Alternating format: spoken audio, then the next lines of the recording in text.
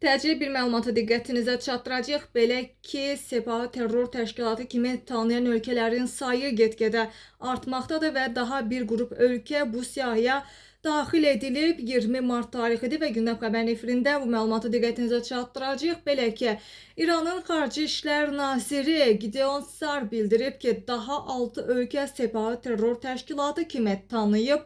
Onun sözlərinə görə İslandiya, Moldova, Bosniya və Hersegovina, Montenegro, Şimali Makedoniya, Liechtenstein bu qərara qoşulub və bu addım Avropa Birliyi tərəfindən daha əvvəl qəbul edilmiş oxşar qərarın dəstəklənməsi kimi dəyərləndirilir.